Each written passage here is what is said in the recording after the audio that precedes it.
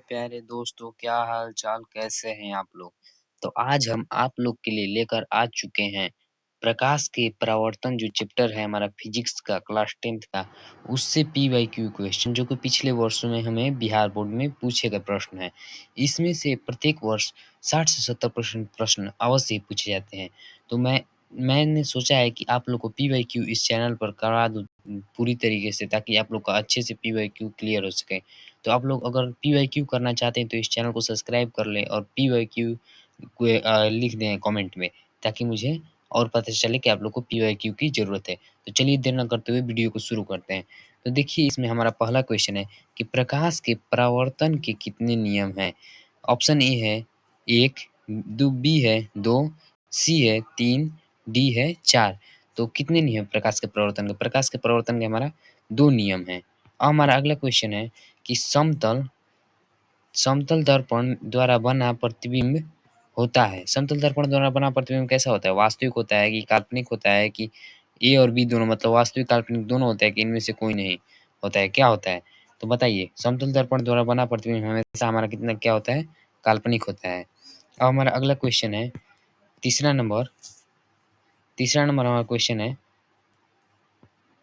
प्रकाश तरंग का उदाहरण है। प्रकाश तरंग का क्या उदाहरण है? ध्वनि तरंग, की विद्युत चुम्बकीय तरंग, की परावैगनी तरंग, की इनमें से कोई नहीं? तो प्रकाश तरंग का हमारा उदाहरण है विद्युत चुम्बकीय तरंग। अब हमारा अगला क्वेश्चन है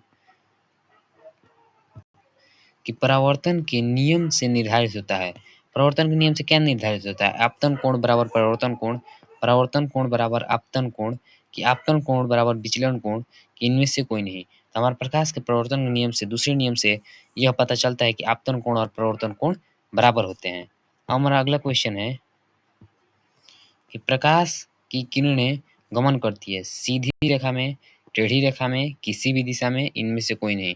तो प्रकाश की जो किरणें होती है वो हमेशा सीधी रेखा में गमन करती है। अब हमारा अगला क्वेश्चन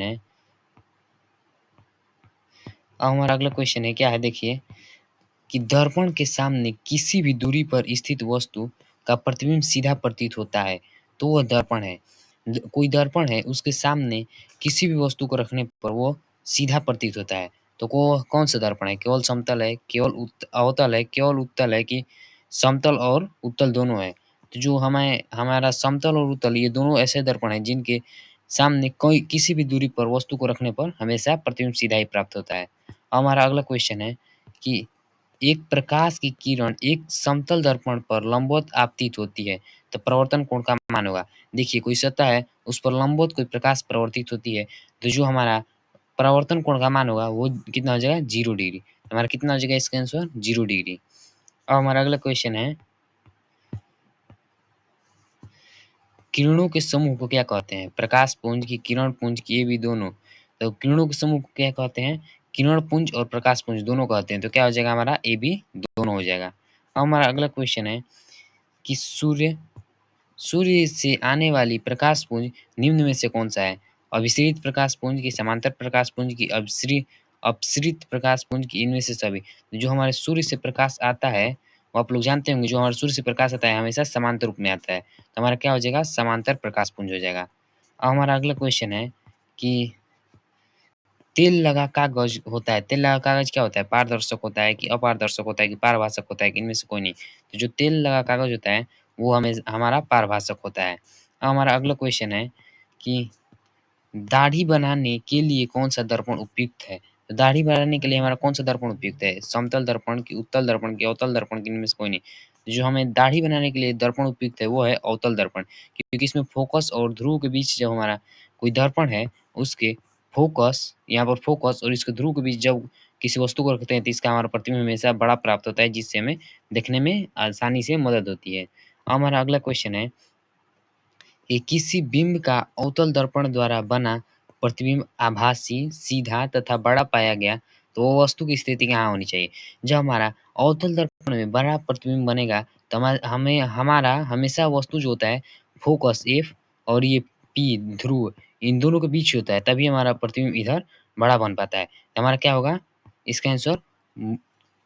दर्पण के ध्रुव, देखिए यहाँ से दर्पण के ध्रुव तथा मुख्य फोकस के बीच हमारा कितना हो जाएगा? दर्पण के ध्रुव और मुख्य फोकस के बीच होगा आंसर इसका। अब हमारा अगला क्वेश्चन है कि गोलीय दर्पण का फोकसांतर एवं वक्रता त्रिज्या के बीच क्या संबंध है? तो गोलीय दर्पण के एवं फोकसांतर के बीच क्या संबंध होता है? तो एफ बराबर आर बाई टू होता है। तो देखिए हमारा कितना है, इधर आर है, तो इधर आर है तो टू को हम इससे एफ से गुणा करेंगे तो हमारा हो जाएगा टू एफ बराबर आर। तो कितना हो जाएगा हमारा, इसका आंसर क्या हो जाएगा? आर बराबर टू एफ। हमारा अगला है 14 नंबर कि काल्पनिक प्रतिबिंब होता है। काल्पनिक प्रतिबिंब क्या होता है? ए है सीधा होता है, उल्टा होता है कि सीधा उल्टा दोनों होते हैं कि इनमें से कोई नहीं। तो जो हमारा काल्पनिक प्रतिबिंब है वो हमेशा हमारा सीधा होता है और वास्तविक प्रतिबिंब उल्टा होता है। अब हमारा अगला क्वेश्चन है कि हजामत के लिए किस दर्पण का उपयोग होता है? हजामत के लिए अवतल दर्पण का, उत्तल दर्पण का, समतल दर्पण का, इनमें से कोई नहीं। हजामत के लिए हमारा अवतल दर्पण का प्रयोग होता है। अब हमारा अगला क्वेश्चन है कि एक प्रयोग में अवतल दर्पण द्वारा किसी बिंब का प्रतिबिंब एक पर्दे पर प्राप्त किया जाता है। दर्पण की फोकस दूरी को निर्धारित करने के लिए प्रयोगकर्ता को मापने की जरूरत है। ए है दर्पण तथा पर्दे के बीच की दूरी, बी है दर्पण तथा बिंब के बीच की दूरी, और सी है ए बी दोनों, इनमें से डी है इनमें से कोई नहीं। तो जो किसी भी प्रयोगकर्ता द्वारा अवतल दर्पण की फोकस दूरी को मापने के लिए हमें ये, और देखिए दर्पण तथा पर्दे के बीच की दूरी को भी मापना पड़ेगा और दर्पण तथा बिंब के बीच की दूरी को भी मापना पड़ेगा। तो हमारा क्या हो जाएगा? सी आंसर इसका, ए बी दोनों हो जाएगा। अब हमारा अगला क्वेश्चन है कि दंत विशेषज्ञ किस दर्पण का उपयोग मरीजों के दांत का प्रतिबिंब बड़ा दिखने के लिए करते हैं? तो जो दंत विशेषज्ञ होते हैं वो हमेशा किस किसका उपयोग करते हैं? तो हमेशा वो अवतल दर्पण का ही उपयोग करते हैं दंत दांत को बड़ा करके देखने के लिए। अब हमारा अगला क्वेश्चन है यदि किसी बिंब का प्रतिबिंब का आवर्धन ऋणात्मक है तो उस प्रतिबिंब की प्रकृति क्या होगी? वास्तविक और उल्टा, वास्तविक और सीधा, आभासी और सीधा, आभासी और उल्टा। तो देखिए जो वास्तविक प्रतिबिंब होता है वो हमें हमारा उल्टा होता है, तो इसलिए उल्टा ही प्रतिबिंब जो होता है वो ऋणात्मक होता है और वास्तविक प्रतिबिंब भी ऋणात्मक ही होता है। तो हमारा प्रतिबिंब का आवर्धन क्या प्राप्त होता है? ऋणात्मक, इसलिए हमारा हो जाएगा वास्तविक प्रतिबिंब वास्तविक और उल्टा। हमारा अगला क्वेश्चन है निम्नलिखित में से कौन सा उत्तल दर्पण की फोकस दूरी है जिसका वक्रता त्रिज्या 32 है? तो वक्रता त्रिज्या हमारा 32 है। तो आप लोग जानते होंगे एफ निकालने के लिए एफ बराबर कितना होता है? आर बटा टू। तो आर हमारा कितना है? 32 बट्टा में टू, 32 में 2 से भगा देंगे तो हमारा कितना आ जाएगा? 16। तो हमारा आंसर कितना आ जाएगा? प्लस का 16, क्योंकि हमारा जो ये 32 है वो प्लस में है, इसलिए हमारा ये भी प्लस में हो जाएगा, प्लस का 16। अब हमारा अगला क्वेश्चन है कि नई कार्तीय परिपाटी के अनुसार दर्पण के सामने रखे बिंब की दूरी ली जाती है, धनात्मक ली जाती है कि ऋणात्मक ली जाती है कि ये भी दोनों ली जाती है कि इनमें से कोई? तो किसी भी दर्पण के सामने कोई भी वस्तु रखी होती है तो उसका हमेशा क्या लिया जाता है? तो उसको हमेशा ऋणात्मक में लिया जाता है, माइनस यू में लिया जाता है। हमारा अगला अगला है क्वेश्चन किस दर्पण का उपयोग पश्च दृश्य के रूप में किया जाता है?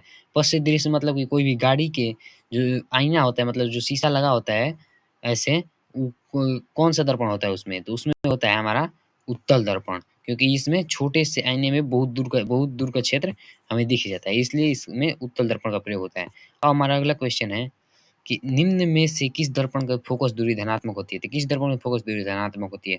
समतल दर्पण की, उत्तल दर्पण की, अवतल दर्पण की, इनमें सभी की? तो हमारा जो उत्तल दर्पण की फोकस दूरी होती है वो धनात्मक होती है। अब हमारा अगला क्वेश्चन है कि किसी कार के अग्रद्वीप में प्रयुक्त निम्न में से कौन सा है?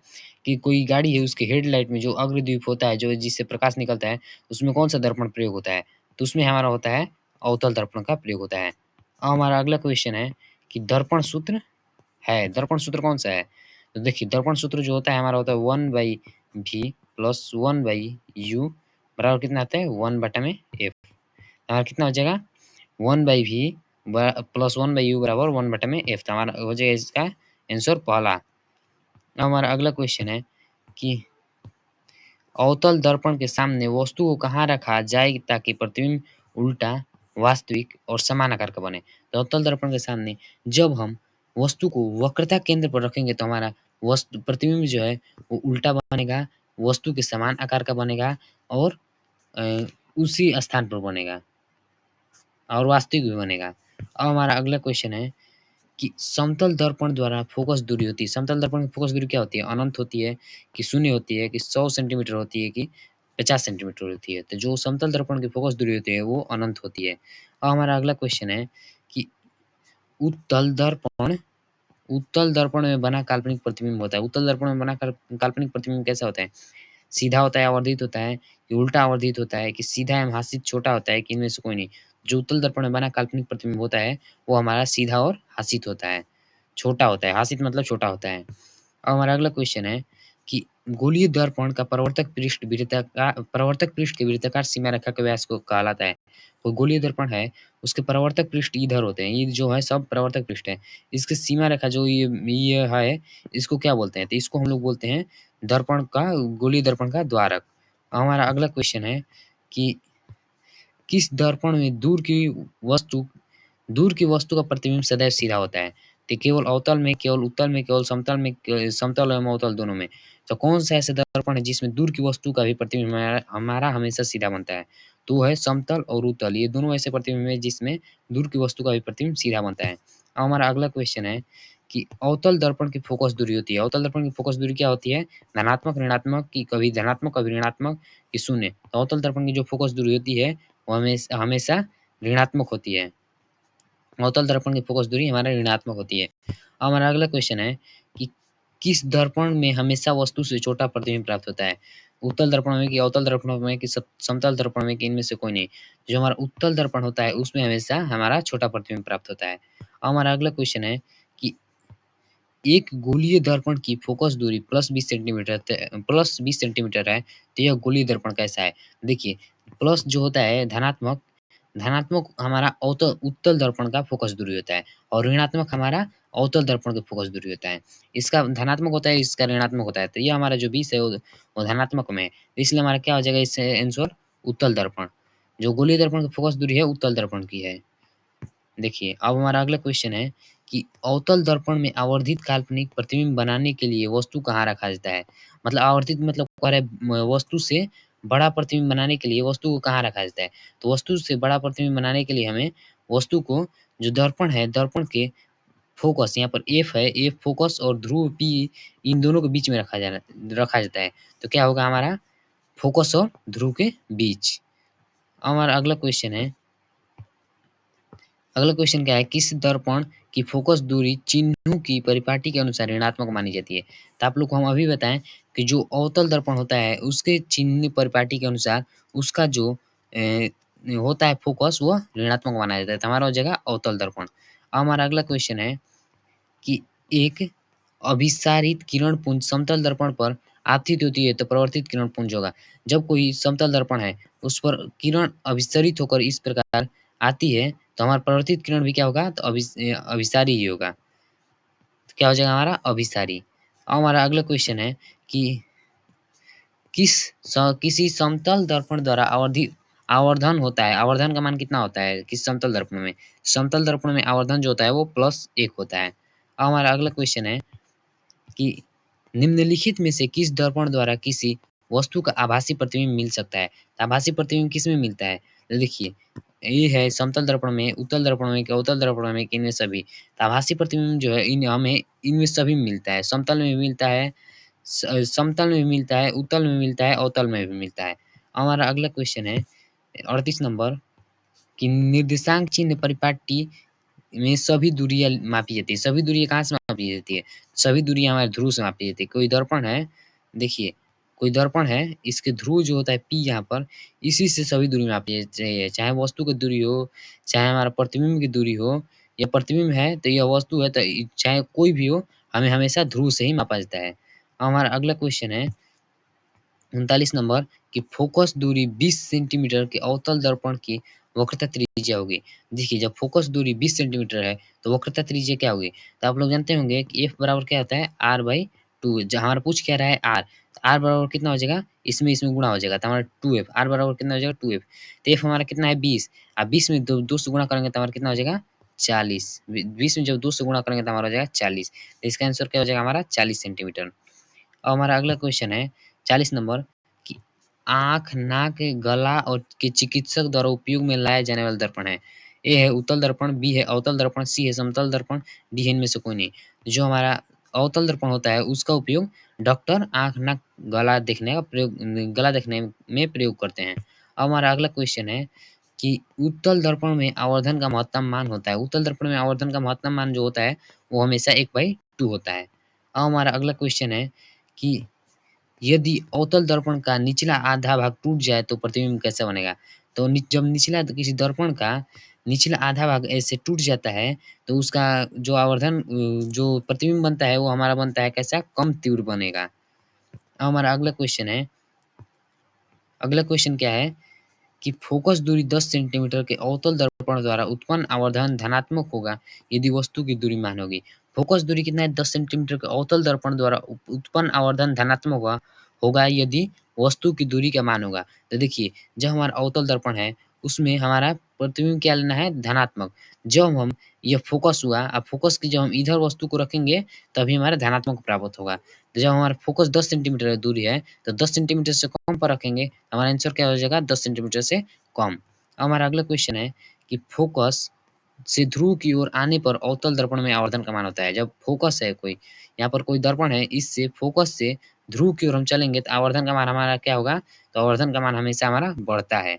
अब हमारा अगला क्वेश्चन है 45 नंबर कि एक अवतल दर्पण के प्रधान अक्ष पर चलती चींटी का प्रतिबिंब सीधा है तथा बढ़ता जा रहा है तो चींटी की गति की दिशा है।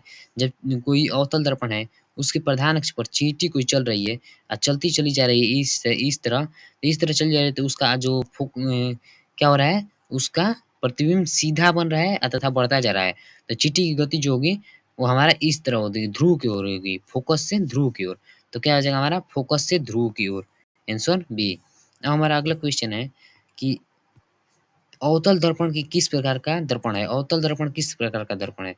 ये है अपसारी दर्पण है, अभिसारी दर्पण है, अभिसारी तथा अपसारी दोनों है, इनमें सभी। जो अवतल दर्पण होता है वो कैसा दर्पण होता है? तो वो अभिसारी दर्पण होता है। अब हमारा अगला क्वेश्चन है कि आभासी प्रतिबिंब कैसा होता है? उल्टा होता है, सीधा होता है, ये भी दोनों होता है, कि इनमें से कोई नहीं। जो आभासी प्रतिबिंब होता है वो हमारा हमेशा सीधा होता है। तो मैंने इस चैप्टर से 47 क्वेश्चन आप लोग के लिए लाया था। 47 जो कि प्रीवियस ईयर में क्वेश्चन में पूछा गया था और इन्हीं 47 में से प्रत्येक वर्ष 60 से 70% जितने भी क्वेश्चन इससे पूछा जाता है, 60 से 70% जो क्वेश्चन है इसी में से पूछा जाता है। और प्रकाश का प्रवर्तन चैप्टर से पूछा जाएगा तो 60 से 70% इसी जो मैंने आप लोगों को 47 क्वेश्चन कराया इसी से पूछा जाएगा। तो आप लोगों को मुझे लगता है कि आप लोगों ने पूरा वीडियो को देखा होगा। अगर आप लोग एंड तक देखे हैं तो ज़रूर है कि आप में वो काबिलियत है कि आप लोगों ने पढ़ना चाहते हैं और आप लोगों ने ध्यान से देखा। अगर ध्यान से देखे हैं तो आप लोग के लिए मेरे तरफ से एक लाइक और बहुत-बहुत बधाई हो।